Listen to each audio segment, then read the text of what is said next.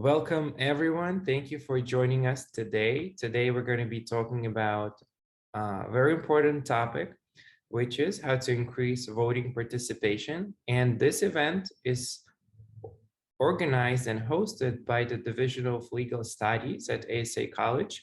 And today's host is Chairperson of the Division of Legal Studies, Seny Taveras. Welcome. Thank you so much, Dennis. Can you guys hear me, by the way? Yes, we do. Well, happy Friday, everyone, and welcome. Thank you, as Dennis said, for joining us. I also want to say that, this is being hosted by the Department of Legal Studies and by the Department of Legal Studies Club. I want to welcome our president, Dianne Brown, who's has joined us. I know that Ms. Minaya is not here, her co-president, and the students. I know it's Friday, but I know you've joined us because this is a very exciting topic. And quite frankly, I want to thank Dennis Capuche, director of wow, I drew a blank. Digital marketing director. Digital marketing for our college. And, he's always been a partner to us. We couldn't do this work without him. He's introduced me to two of our extraordinary speakers today, introduced me to Sheikh Musa and Eunice Ukwuani, both leaders in their own right, in their own communities. And of course, Havolin Tejada, whom I recently met through a very good friend and the organization that they had, doing outstanding work around voting and learning and getting people to register to become citizens and then vote, and the right to vote, and the importance of voting in this country, because it relates to a lot of other things in everyday life. I know our students and in general, people love saying that, we're not political. None of us are political, but we're part of the political system, and we have to learn what it is and how it works. With that being said, I want to rapidly introduce the speakers. As Dennis and I always do, we turn everything off and we let the speakers speak. The way we're going to do this, guys, as we always do it, is that they'll speak and we'll reserve 10 minutes at the end for all your questions. Again, welcome and thank you. Our first, I want to introduce Havolin Tejada, the Civic Engagement Coordinator for Dominicans USA. She's responsible for encouraging voter and civic participation, as well as providing voter resources. Havolin wants to ensure that voters, and of course, Dominicans USA, have all the information that they need in order to make voter participation less intimidating. Havolin also enjoys combining civic participation with community organizing, as she believes that both are intertwined. As you know, recently we had a speaker to talk about, the new law, participatory voting, or ranked voting. So this is, again, another lecture to teach you some of the, ways in which you can get engaged. Our wonderful speaker that had an amazing organization, Sheikh Musa Drammeh. I love his name. I have no idea why, but I love saying Sheikh. He's the founder of New York-based Muslim Media Corporation that publishes 3 newspapers, namely Muslim Community Report, New York Parkchester Times newspapers, as well as the CEO of HalaFinder.com, Lifestyle, Lifespan, and New York Political Coalition. And they stand here before us representing the New York Political Coalition. And Eunice, I had the unique privilege of meeting her recently for an event we had for Eric Adams, who looks like he will be the next mayor after the elections, November 2nd. She is a pioneer president of the New York Political Coalition. That's also, she is also a president and founder of Princess Eunice Ukwuani Foundation. She is a graduate of law and public administration from the prestigious Long University, where she obtained her first degree. Eunice went further to Pace University for her graduate school. She also obtained a Master's of Public Administration. So let's welcome our speakers. So in that order, we'll have Sheikh Musa speak first, then we'll have Havolin Tejada speak, and last but not least, Eunice. And then we'll allow for all of you to ask questions. Thank you so much to all of you. Welcome, and we're excited to hear this lecture. Thank you so very much, Seny. Thank you, Dennis, and thank you, Ms. Brown, and thank you to the school and to all the students participating. We are extremely honored to be here, today doing what most of us need to be doing, getting New Yorkers to be excited about their political process and their civic engagement so that we can uplift our community. So I am a co-founder of New York Political Coalition, which is a New York-based, political non-partisan coalition, where we engage not only constituents, but also incumbents and aspiring political individuals. The reason why New York Political Coalition was founded in 2010 was because, we were community organizers. And there were so many issues: public safety, public health, race relations, economic development, you name it. And we were very, very disappointed, with the level of political engagement in these areas. And later on, we found out that in order for us to address these issues from a grassroots, perspective, we have to engage, politically. And to do that, not only do we have to wait until a person is sworn in, but we have to be part of the process so that they will know us, they will know our priorities, and we are with them from the beginning. And that was the catalyst for founding the New York Political Coalition. So throughout the years, we have endorsed and campaigned and supported several elected officials. Some won, some did not win, but we all, endorse candidates based on the principle in which we both mutually agreed were beneficial, to our respective communities. So, for the past several months, most of us have been very active, in campaigning and supporting Eric Adams. And, we also have, I may add, 2 Republican candidates that, we not endorse, but at least we recognize just to create, a level playing field.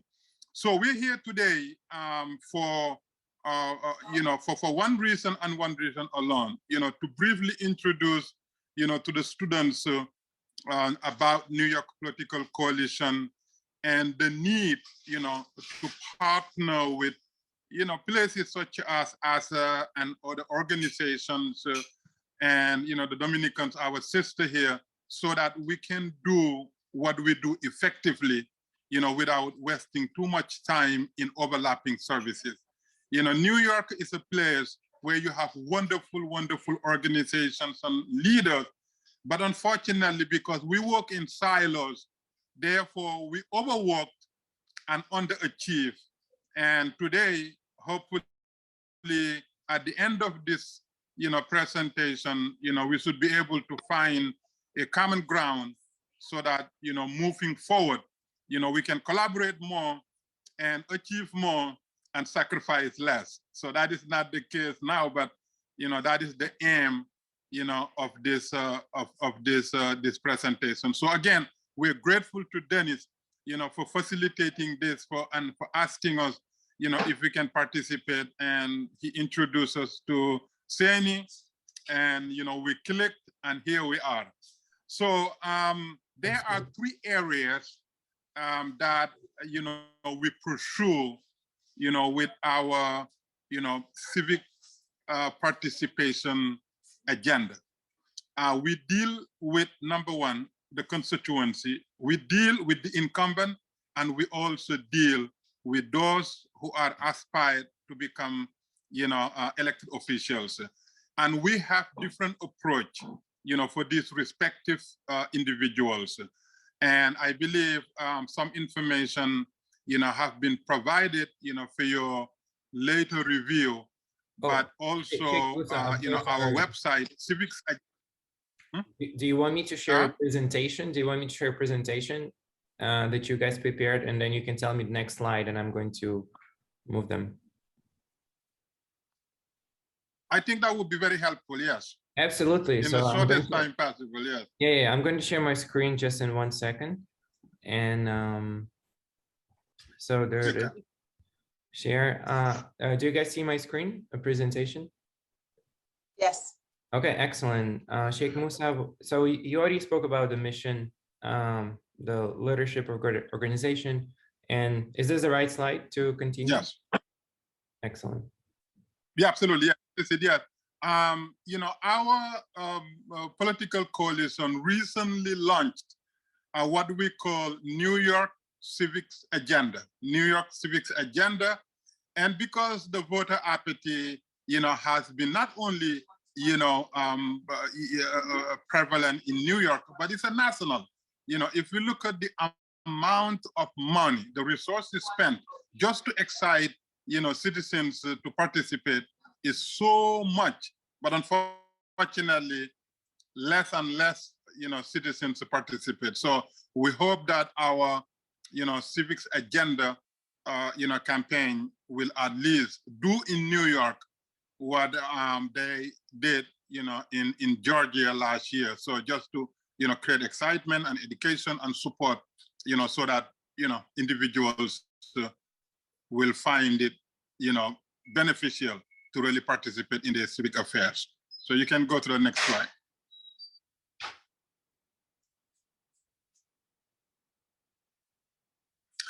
Yeah, so these are the 3 areas, we educate, we excite, and we support. And when we said educate, again, we educate these 3 levels of the individuals we engage: the constituency, the incumbency, and individuals who are interested in being elected. There are several ways that we deal with each group, and we will elaborate later, as well as excite. We prepare our proprietary services to excite both the incumbent as well as constituency and those candidates who are vying to be in elective office. And we continue our support in many different levels, which we will also elaborate. You can go to the next slide. Yes, so educate. So let's go to the next slide. Okay, let's briefly acknowledge, what we are all guilty of. Our citizens do not have a clue about our government. And this has been proven from time and time again. When I used to watch these late night talk shows and they're interviewing average citizens, I thought it was just a joke. But then later on, I realized that actually, this is the level of understanding the citizens have about their governments. And the less we know, the less we participate, and the more we are, disenfranchised. And unfortunately, when you go to, low-income neighborhoods, you will also find low voter participation. You will also find low educational attainment. And in most cases, you will also find high crime neighborhoods. All because knowledge is power, and the very basic self-empowerment in a participatory democracy is to know your government. You know how it works, and you know who's who, so that you will know who provides which service, how, and when to apply those services. Unfortunately, we have a lot of people rallying and marching, and in some cases looting and whatever, and you ask them, have they voted in the last election? 8 out of 10 times, the answer is no. So we want to change that. Let's go to the next slide. Yes, so at least the very best. I think anybody who graduates from kindergarten must know that these 3 different branches and their functions.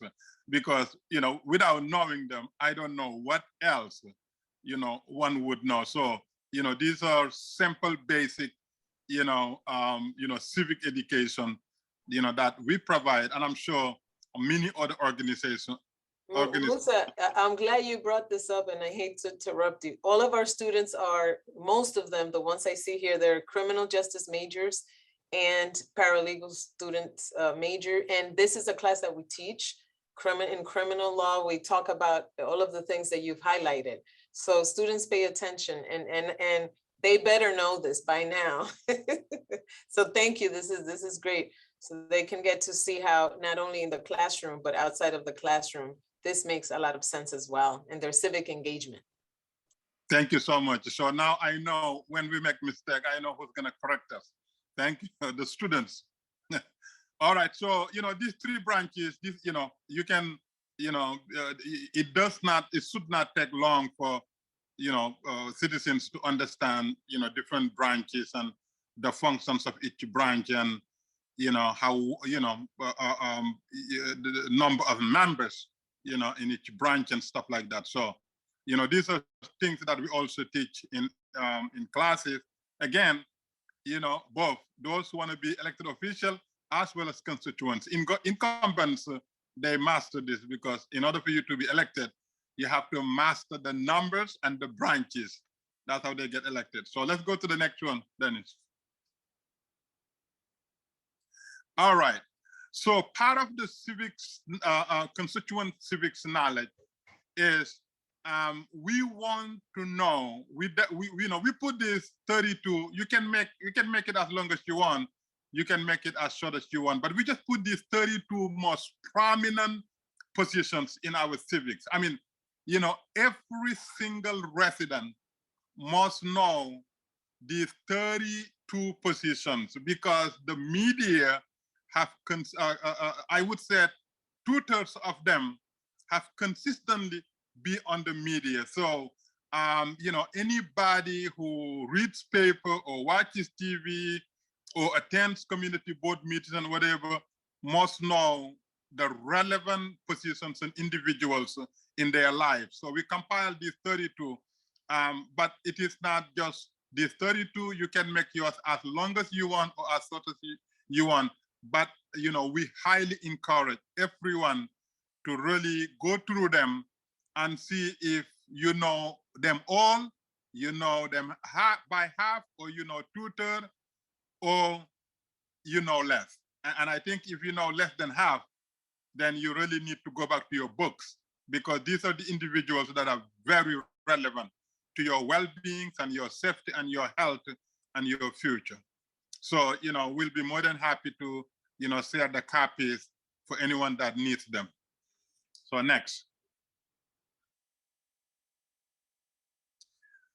And, and excite, as we said, educate, excite, and support. So let's go to the other slide. Okay. Implementing new laws. You see, from time and time again, based on lived experience, based on realities on the ground, new laws need to be implemented to meet with time. Because a lot of times one would find that we are governed by antiquated laws, and people don't know until something happened. And, a couple of years ago, we met with some lawyers and civil rights leaders, and they were engaging in educating the public so that they can sensitize them to the fact that until today, the Constitution has Blacks as 1/3, a third of a human being, even though they were amendments. But that law, these leaders want to have it done away with.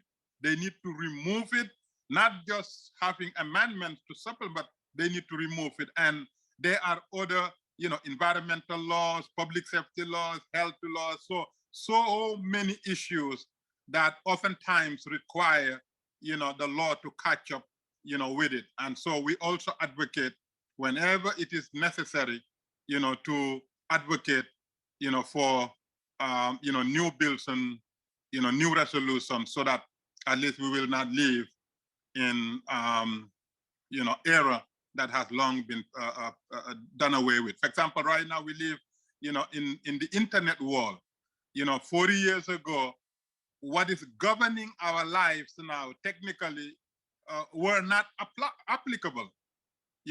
This is totally new world.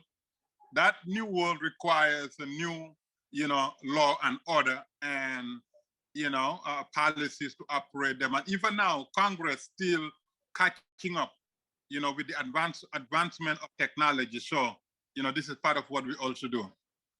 Let's go to the next one. Constituents Indexing. Now, we created this constituency index to rival the so-called annual State of the Union, State of the City, State of the District. Elected officials give pep talks every year and pretty much self-congratulate themselves, and they put up some of the most prominent achievements that they have accomplished during the year. But what they oftentimes, do not include are their failures. And in some cases, their failures are greater than their achievements. So in order for us now to create a balance so that the constituency, can rate elected officials, we create this constituency index, asking them, how is your economic situation from last year to now? How is your public safety situation from last year to now? How is your public health? There are about 7 different areas where we ask them, is it improving? Is it deteriorating, or is it the same? And then, we will compile these public responses and to make sure that incumbents have access to them, so that by the time they're talking about the achievements, their constituency are saying, differently, because their constituents are living within these policies that they're making, and some of the policies may not be helpful to their constituents. So therefore, we thought that constituency index is needed so that, we also bring up the same, from the, from the residents that are affected by either competency or incompetent incumbents. Let's go to the next one.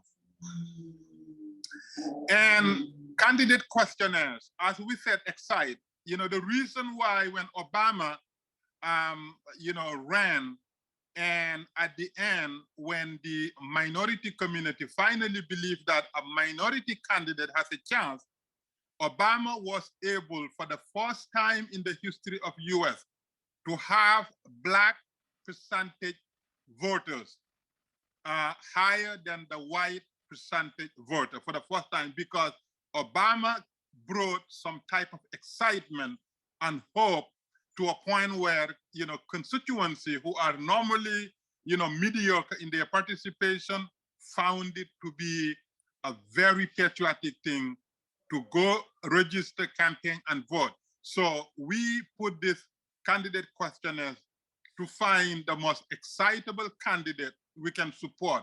And we, there are questions, attached to these items. And again, we can share those questions again if one need be. But we designed this so that we will find the most excitable, most qualified, most relevant candidate. Next one. Yes, support. The perfect example of support that I can quickly give is that during the primary, when we supported Eric Adams, we developed what we call Global Elections Squad. And we compile New Yorkers, who speak English and other languages. And then we make that available to voters. For example, if your native language is Spanish or Greek or Italian, we have volunteers who speak English as well as Greek, English as well as Italian, English as well as Spanish, so that whatever question that you have concerning voting, polling sites, and anything, they can directly answer it from wherever they are. And they don't have to leave because everything is done, through our mobile phones. And that's one of the most prominent support that I can give you, and plus many, many other support levels that we provide, both for constituency and for aspiring candidates, as well as for incumbents. Next. All right, so I think I've already described the things so in advance, so we can go to the next. Providing support, we can go to the next. And again, knowing the timing of events is everything. In down south, some of the mischievous political operators, they, sometimes send wrong dates to mostly Black residents, telling them that the election is such a date, but while they're misleading them, they just want them not to participate in the real date that they need to know. And these things happen many, many times. Therefore, it is very important, to drill these dates, in the minds of voters, because we're so busy with so many things. And that's why this is also part of the support that we give. And there are many websites that give you every information about elections and campaigns and these relevant dates. Next. All right, I think my part is done. Thank you so very much for listening. I know I went over time, but Dennis was moving with the slides, so I had to answer them. Thank you and God bless you. Thank you. This was excellent, Musa. Thank you. Let's hear it from our next speaker. For those of you who weren't here when we started the presentation, Havolin Tejada. And by the way, if you just started watching, please know that you've joined the lecture as to how to increase voter participation. And thank you for joining us. Havolin. Thank you so much, Seny. Hello, everyone. Thank you to the ASA College and also the Division of Legal Studies for allowing me to participate in today's event. My name is Havolin Tejada, and I'm the Civic Engagement Coordinator for Dominicanos USA. We're also DUSA for short. And our mission at DUSA basically is to empower the Dominican American community. And we do this through civic, social, and economic integration. We focus on voter education, registration, mobilization, and citizenship. As an organization, we initiated in 2014, and from that day, we've registered approximately 125,000 Dominican citizens and other Latinos in New York to vote. And we continue to be committed to creating a space for Latinos in the electoral process. We are out here with the community by providing resources and helping people get ready to vote this November 2nd. Currently, we are working on our Get Out the Vote phone and text banking campaign. And we're using this campaign to inform communities. And something that we're focusing on is communities with low voter turnout. And with this phone and text banking campaign, we're informing them on the importance of early voting, especially as we do target an older demographic. And that is from October 23rd and the 31st. And we're also reminding everybody about the deadlines for requesting an absentee ballot, which is this Monday on October 18th.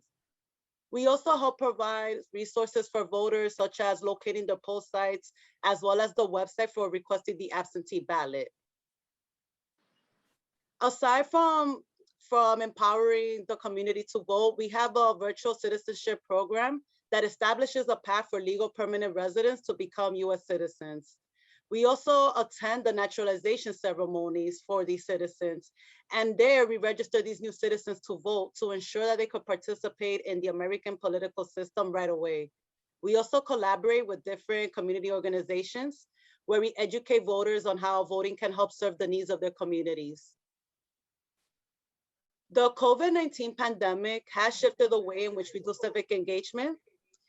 It also has brought on some challenges. So we've had to rely more on a technological model to increase voter participation.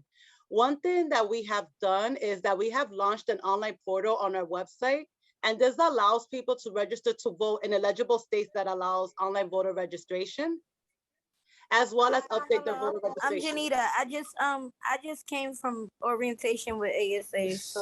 Janita, yeah, can you hold off your question? Can you hold off your question to the end, please? Thank you. Go ahead, Havolin. Thank you so much. As I was saying, we do have an online voter registration portal on our website. And this is to help new voters register to vote in a way that is a little bit more convenient and accessible from their homes. And you can also update your voter registration in states that is eligible for you to do so. We're also beginning a new virtual program where citizens could drop in, as to say, on Zoom, and I'll be available to not only help people register to vote, as some people do have some questions about the process, and or any questions that we have about voting. Lately, we have been getting a lot of questions from out-of-state voters, such as southern states. There are new voter laws that are a bit like some people could say like voter suppression laws, and people have a lot of questions to pertain to that. And lately, I have been able to help voters, like, for example, how they can obtain a new registration card, because in some states that is mandatory, and I'm able to refer them to the resources that could best help them. So far, the drop-in program has been very successful. And we also have a GOTV hotline, which is Get Out the Vote, where we offer assistance on voter-related issues as well. Here at DUSA, we're grateful for the opportunity to collaborate with ASA College, not just with this event, but we also have a student from ASA that was able to join us as an intern. And once again, thank you, ASA College, Dennis, and Seny for having me here today. I want you to say why you got into this job. How did you get it? Where'd you go to school to end this program? Because that gives all of these students hope. Thank you for taking our students. We have an externship program where, before students graduate at the end of the semester, they go to a company like yours and they get hands-on training, and that puts them ahead of the game. So thank you for that. But you're so brilliant that I wanted you to say a little briefly, and then we go to Eunice. And thank you so much for your presentation. Put also your information on the chat, because some people might have questions or they need information on citizenship. I think one of the programs that I most admire is your citizenship program, where you help them along with the Federation, Hispanic Federation, to become citizens, that's awesome. So with that, then Eunice, thank you. Thank you so much. Yes, about the citizenship program. I started at DUSA in about February 2021. And like I was on the third day, and I was able to witness the way we do citizenship. Right now we shifted to a virtual format, and I was just like impressed beyond words at how DUSA has managed to pull that off. These events, we have lawyers, volunteers. We come in and then they help the citizens. Like sometimes because we all know that the immigration process could be quite complex.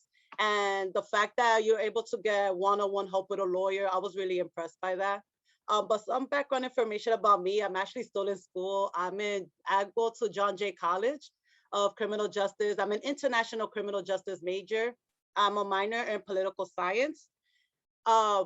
I did not have a lot of experience doing civic engagement, but one of my passions is community organizing. And that's how I was able to get my position here at DUSA. And I'm very thankful for it, because I'm also thankful that they are open to my ideas. As Seny has mentioned earlier, that I love to marry community organizing with civic engagement. So something that we're kind of doing new, we're collaborating with local community organizations. For example, we collaborated with a run club, and we were able to table at their event and do voter registrations, and also just let people know like how voting affects even the smallest issues. We're nonpartisan and we're not very political, but I also like to emphasize the importance of local voting, because voting for local elections, because those are the elections that affect us most directly. And something that we're doing right now is emphasizing one of the ballot proposals on November 2nd that could enable us to be able to have same-day voter registrations. Normally, you would have to wait 10 days. But with this new ballot proposal, you could have a same day. So it's not necessarily political, but it's more something that could affect the whole community.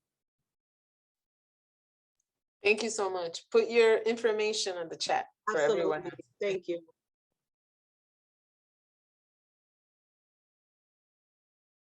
Eunice.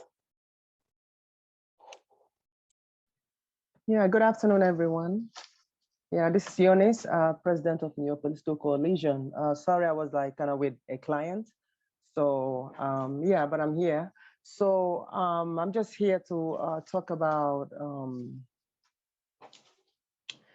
what we're doing so far. Okay, so as New York Political Coalition, we actually launched it in Queens, in the Bronx, and we still have to do in other boroughs as well. So I'm happy that we're here to talk to some of your students, you know, about the importance of participating in voters registration. Now, it's very important to engage in voting, to participate in elections. Why? Because I feel like as long as we're living in this world, you know, we have to belong. We have to pick a candidate and we have to vote. Because if we asking for government assistance, which some people do, so I don't see the reason why people will not participate in every election, whether it's your city council, borough president, mayoral presidency, name it. You know, I feel like this is something that we have to do. We have to really educate the public. You know, so that's why I'm happy that we're doing this. And being out there and the fact that I've worked with so many candidates, whether city council or borough or mayoral candidates. Now, being out there collecting petitions, you know, I speak with New Yorkers, I speak with different people. A lot of people, you know, pour out their hearts to me, you know. So it's very important when we go out there to vote, you know, we have to think of public safety. We have to think about housing. We have to think about education. We also have to think about health and economic development and jobs. Very, very important, you know? So we have to think about that and make our decisions. But we must participate. We have to, it's very important, because if you don't, then the wrong candidates will be elected, and that's very, very bad. It's not good, you know? So that's something we have to know. Our students must know. New Yorkers must know. It's very important. So thank you so much, and I'm happy to be here. Thank you so much, Eunice, for your thoughts. Again, everyone, I think this is time for questions, and I know that Dennis has said he would type them up, or if you have a question, put your little hand up in the screen, and we'll acknowledge you, or you say the question, and ask exactly who you want to answer the question, or if you want all the panels to answer the panelists, I'm sorry, to answer the question. Thank you, guys. Questions? I haven't seen any questions so far in the chat. Let me just review it quickly. I actually have a question. I know that none of you touched the issue of the census. Do you have any thoughts on the census? Because speaking of civic engagement, as we all know, if a person doesn't vote or is not counted, that community is not counted. So can you explain the correlation between voting or you being counted on the census, which speaks to civic engagement? And the question is for all three or whoever wants to answer it. Thank you. Yes, let me steal Haviland's community.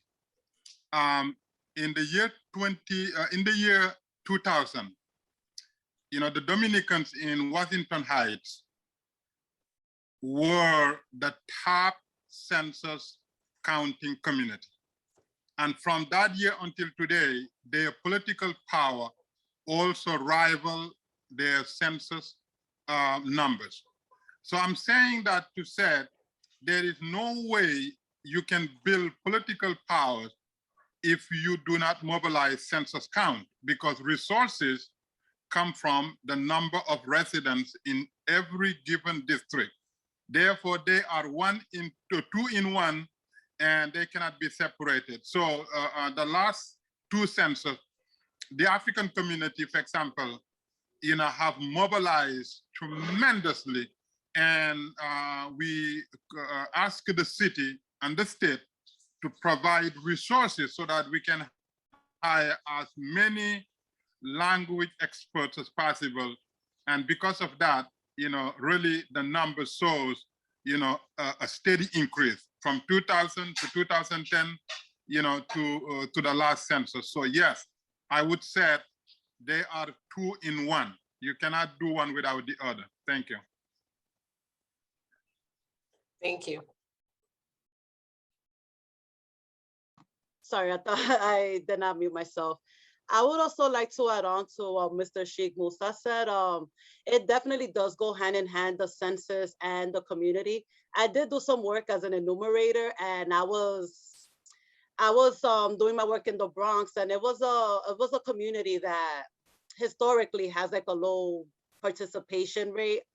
And just to get people to participate enough was a challenge. I had to explain to them just how important this is. And also I was proud of my work because I feel like I was able to help some of the residents with the stigma. Some people were just afraid to report themselves because, we do have people that are undocumented, and they thought that by reporting their data, they will, say something could happen so that they might get deported and things like that. But I would like to add, because the census does give us the ability to figure out how you get more funding for these communities that so badly need the funding.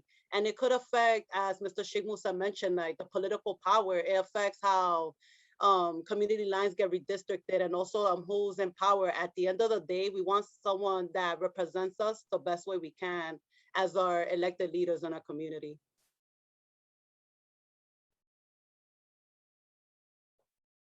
Very good, thank you.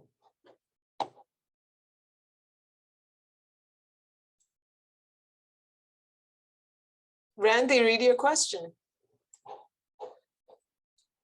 So basically, I would like to know how all of you feel about the 2016 election, presidential election. Eunice stated if we don't vote, the wrong candidate will be placed. I want to know how you guys feel about the Electoral College. In my opinion, it should be abolished and we should generate a winner based on the popular vote. But what are your opinions? Yes, I'm not in support of that electoral vote. I'm not in support of that at all. Yeah. Why?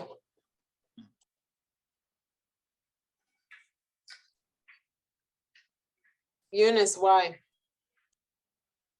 Well, because I feel like, I don't know, because that electoral votes, I feel like once it comes in, it's like that is it, because I remember what happened with Hillary Clinton. She had this huge numbers of, votes. Then all of a sudden, the electoral vote came in, it's so, I mean, there's something that's not right about that electoral vote. So can somebody explain the electoral vote for those that might not know what it is?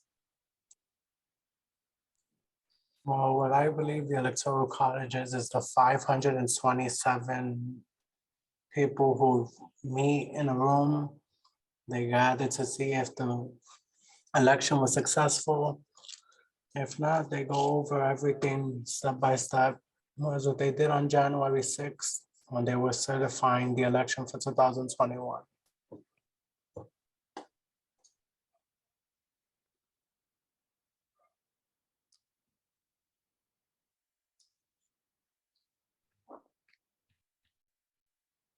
All right, does anyone want to add to that? Oh, good, we're good.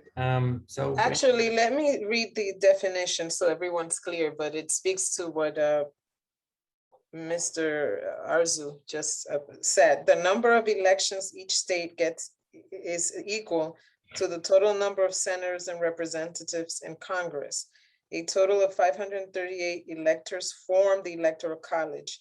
Each elector casts one vote following the general election. The candidate who gets 370 votes or more wins. That's the official definition. Versus each vote counts, as Eunice and Ms. Tejada and Mr. Sheikh alluded to or said the same thing. Ms. Brown, club president, before we go, if you want to say something, and again, I want to thank the speakers. I want to thank the students. Dennis Capuche, who did a lot or most of the work for this because he introduced me to two of the speakers. I call him my partner in crime here at the college when it comes to these That's wonderful right. events. And I do want to hear something from Ms. Brown, the president of the club, and I encourage everyone to continue coming. We have Christian Periconi, one of our chair people here at the college. Thank you so much for joining us. A professor here of English and also helps in terms of getting the messages out there and writing for us what should be said and how it should be said in terms of the events. So thank you so much, Professor, for joining us. Happy to be here. Thank you. Thanks for the great presentation, everybody. All right. Hi. I just want to say, my name is Dianne, and I just want to say thank you for taking the time to come and do such a lovely presentation for us. It was really appreciated, and I learned a lot and understand a little bit more. So hope again for the future, we'll be able to do this again for those who didn't get opportunity to be here today. Thank you. If you're not a club member, contact Ms. Brown. She's going to put her email right in there, or contact Randy Arzu, my assistant, so that you can join the club. These are the wonderful events that we do for you guys. I can't thank the speakers enough for being here today. All right, thank you, Thanks everyone. for having us. If you have any additional questions, please feel free to reach out to our speakers or Seny Taveras or Randy to address any questions you might have.